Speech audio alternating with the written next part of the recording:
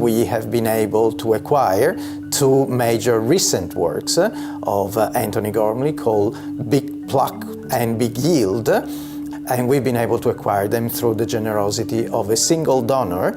His name is John Rogers, to honor the memory of his father, Kurt Rogers.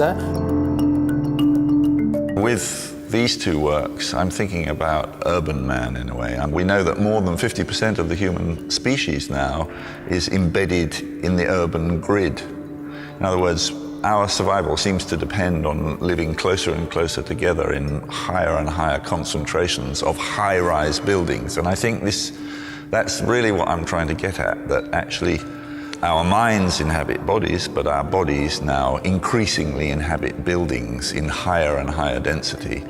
And I guess that's what Big Pluck and Big Yield are about. One is about aspiration, and the other, in a way, is about acknowledging entropy, acknowledging collapse. I start with a body, but not a body made of clay at arm's length, but my body, the only bit of the material world that I can work on from the inside, from where I can kind of rely on the genuineness of a feeling. That's then scanned, and then having got a dense structure, we then remove what we can. There's always this urgency to have the minimum amount of material in order to indicate this human space in space at large. So the wholes are just as important as the masses. Big Pluck and Big Yield are both made out of 90mm square mild steel bar that is literally bolted together. And we've tried to hide most of those bolts by the subsequent layers. And where that's not possible, it's then been welded and linished. The unpack was an interesting one because it's probably one of the best packed works we've seen, to the point where it's an artwork in itself. So it's testament to the Gormley studio. They're roughly 1,200 kilos each, so they're quite big things. We've supported them from underneath the floor to make sure the load is distributed properly. So we got the engineers in, the structural engineers, the architects, and kind of looked at what the floor could do, and then looked at ways to spread the load properly to make sure it was safe for everybody.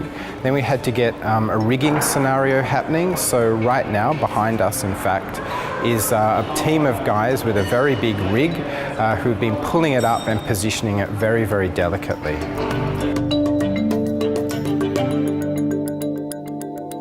I consider myself very fortunate to have had the benefit of spending my life in Perth.